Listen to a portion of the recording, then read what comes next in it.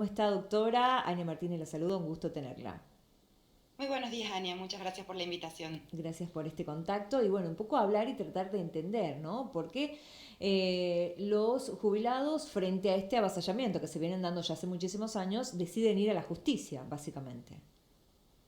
Exactamente. Bueno, la novedad es que es la primera Cámara, la Cámara de Mendoza, que declara con todas las letras la inconstitucionalidad de la ley de movilidad que rigió durante el gobierno de Alberto Fernández. Sí. Ya se venían haciendo, tenemos ya antecedentes de algunos fallos de primera instancia, es decir, jueces de primer, que declaran por primera vez, pero las cámaras, que es una instancia superior, todavía no habían acordado realmente la inconstitucionalidad y por ende el reconocimiento de la deuda que tiene el ANSES para con los jubilados. Esta es la novedad por ahora. Es un fallo que es de la Cámara de Mendoza, bien les decía, se llama Cortés.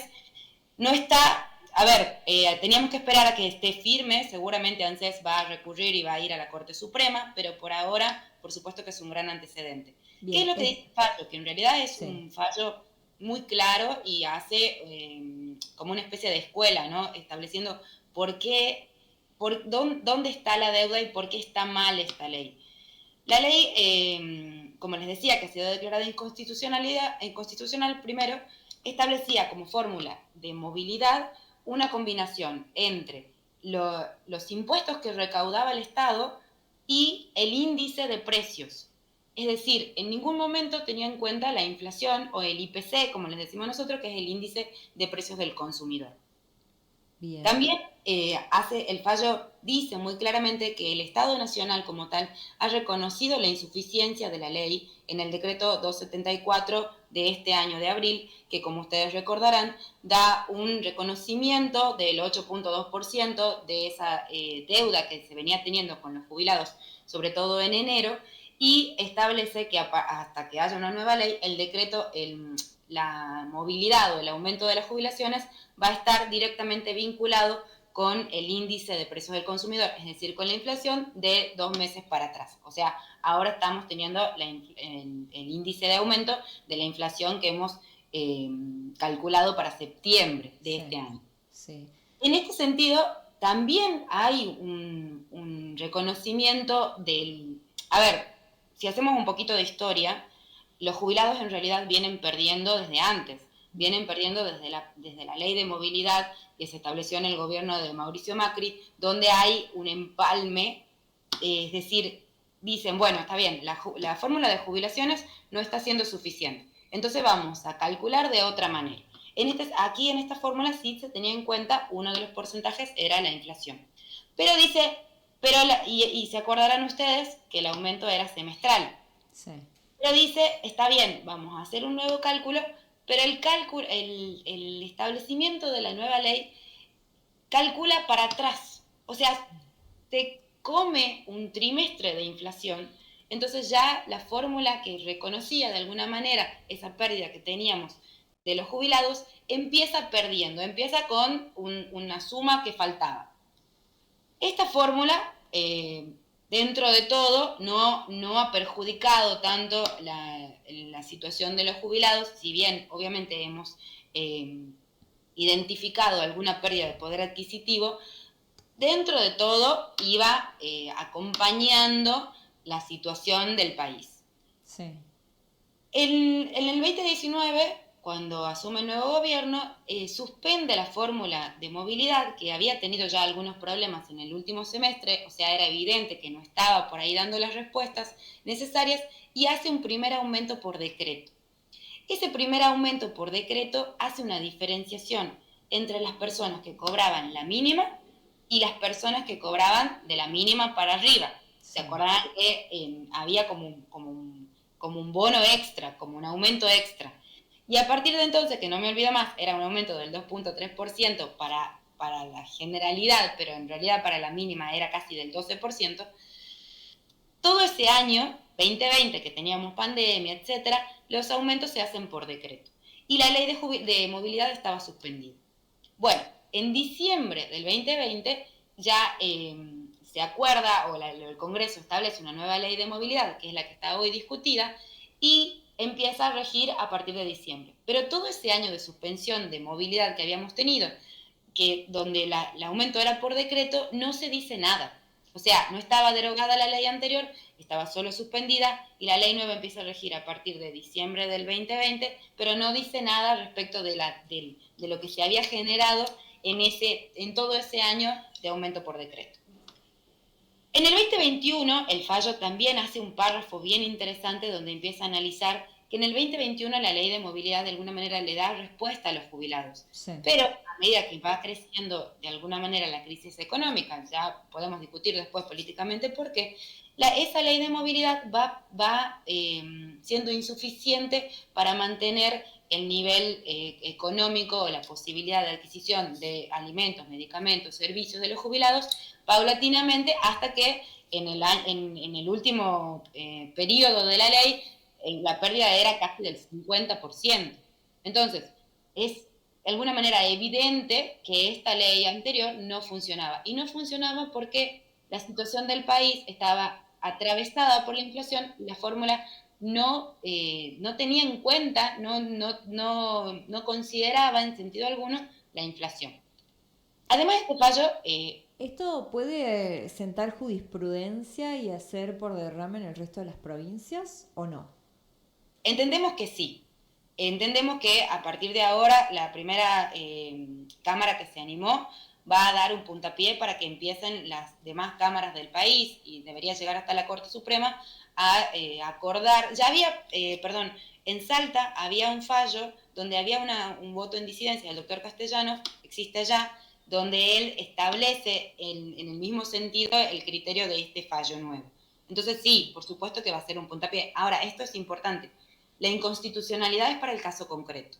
Entonces, no quiere decir que la generalidad de los jubilados vayan a tener este reconocimiento y este pago retroactivo de lo que se ha perdido, sino que abre la puerta para futuros reclamos de reajuste, ¿sí? Y además también es importante porque este fallo Cortés no había planteado en su inicio la inconstitucionalidad de esta ley porque básicamente la ley todavía estaba vigente, es un juicio del año 2022. Recién con la apelación en los agravios se incluye la inconstitucionalidad y se hace una planilla de comparación de la pérdida que había tenido el jubilado y en la Cámara finalmente hace lugar teniendo en cuenta la protección de la que goza el sueldo del jubilado, que está establecida en la Constitución Nacional, en los tratados internacionales que nos rigen, la obligación de los derechos progresivos de reconocer la progresividad en los saberes jubilatorios y de la necesaria conexión que tiene que tener el sueldo del jubilado pasivo con lo que tiene un trabajador activo, ¿sí? O sea, no, se supone que uno cuando se jubila pasa a la parte pasiva, no debería pasar a la línea de pobreza, debería tener de alguna manera un mantenimiento de un nivel de vida. Imagino, ¿no? El camino recorrido y el estrés que debe generarle a un jubilado tener que recurrir a estas instancias, ¿no? Un derecho adquirido, básicamente. Sí, es un problema porque siempre decimos esto, los adultos mayores no deberían hoy estar pasando y esperando la justicia. La buena noticia es, no sé si con la digitalización y además de alguna manera con la progresividad también en la justicia, los juicios hoy de reajuste no están demorando lo que demoraban antes. Sí. Pero lamentablemente la inconstitucionalidad está declarada para el caso concreto, es decir, que el jubilado que hoy vea afectado su haber jubilatorio, esto estamos hablando siempre de jubilados que han adquirido su beneficio con aportes, con alguna relación de dependencia o autónomo en tiempo y forma. Sí. No sería aplicable para quienes se han jubilado con moratoria. Esto también es importante aclarar. Bien, y hablando de moratoria, doctora, el año que viene vence, ¿no? La última moratoria vigente. ¿Hasta cuándo? ¿Qué va a pasar a partir de ahí? Bueno, en realidad vence una de las leyes que es la más nueva de alguna manera, la 27705, el 23 de marzo se supone que termina su vigencia para las personas que tienen la edad jubilatoria y que tienen que comprar aportes para poder jubilarse. Ahora, esta ley 27705 tiene dos vertientes. Por un lado, quienes tengan la edad jubilatoria, varones 65, mujeres de 60 años que necesitan comprar aportes para poder jubilarse, que de alguna manera para las mujeres hoy no viene siendo 100% aplicable, al menos que hayan tenido algún aporte en su momento o puedan acreditar tareas de cuidado con hijos. Entonces es importante, aprovecho para decirlo, hacer una consulta con un profesional, porque a veces se puede completar los requisitos antes de cumplir la edad, porque esta es la segunda vertiente, que me da la posibilidad de comprar aportes en otro periodo más extenso que la primera moratoria, siempre y cuando no haya cumplido la edad jubilatoria. Bueno, la segunda vertiente no dice nada sobre el vencimiento de la ley. Entonces, la mayoría consideramos que debería seguir vigente. O sea, una mujer hoy de 55 años que sabe que no va a llegar con los años a jubilarse y que obviamente la 2705 no va a existir para cuando cumpla la edad jubilatoria, podría empezar a regularizar aportes o a comprar aportes con esta segunda vertiente, donde lo que yo hago es comprar, no es que me ingreso en un plan de pago mientras me jubilo voy pagando, es otra cosa.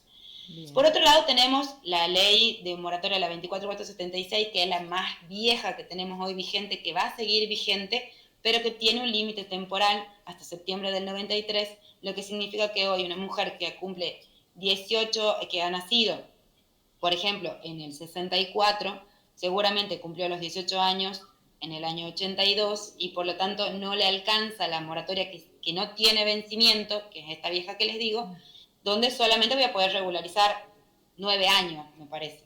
Entonces, vence la ley, ya el director de ANSES dijo que no hay ninguna decisión de continuar su vigencia ni de extenderla, porque tenía un párrafo donde decía que se podría prorrogar por 2 años más. Sí. Esto ya está decidido que no va a pasar. Nos quedarían vigentes solamente la posibilidad de la prestación del adulto mayor, que es la PUAM, que es un beneficio no contributivo, que tiene por un lado la ventaja de que da derecho al PAMI, pero por otro lado la desventaja que al ser no contributivo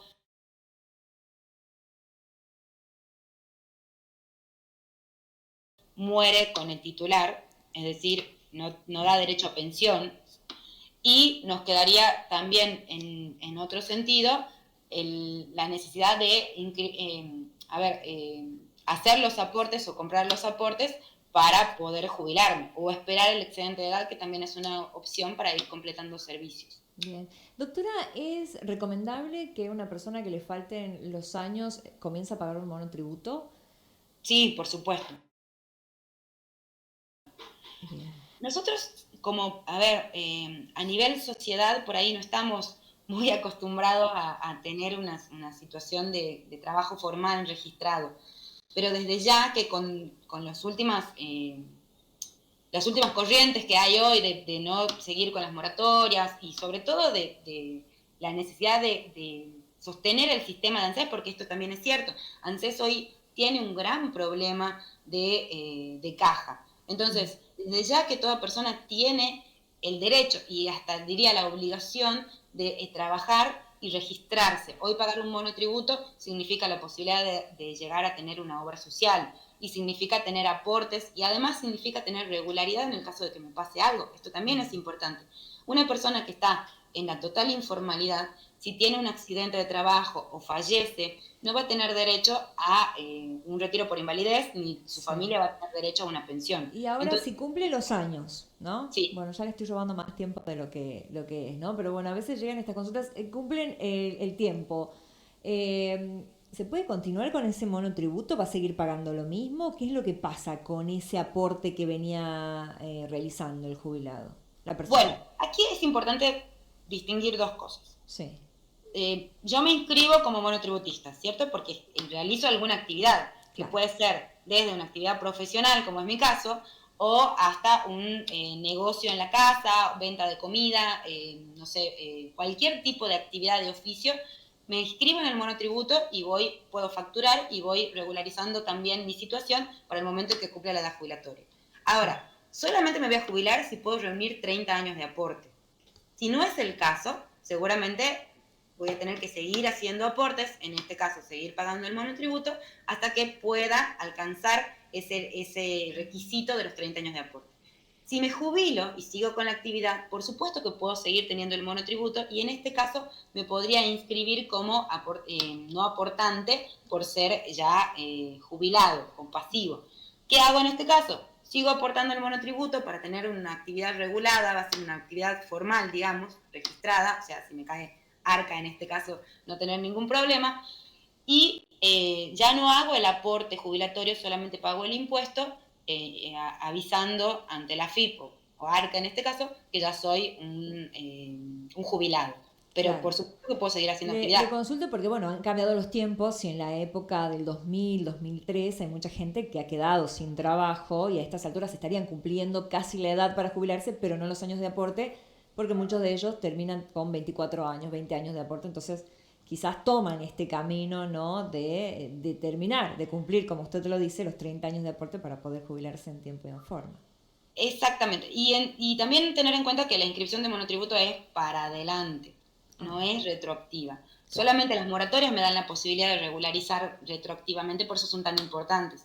Y por eso el límite temporal que tienen perjudica en algunos casos a las personas que recién hoy están cumpliendo la edad jubilatoria. Claro, claro. Bueno, doctora, excelente. Nos ha sacado todas las dudas, nos hemos aprovechado de su contacto para poder sacar y evacuar todo esto, pero bueno, los jubilados están atentos, ahora se ha anunciado este bono que realmente se licúa, ¿no? Con lo que está sucediendo en la economía, pero bueno, no les queda otra después de lo que ha pasado en el Congreso, ¿no? Así que bueno, muchísimas gracias por este contacto.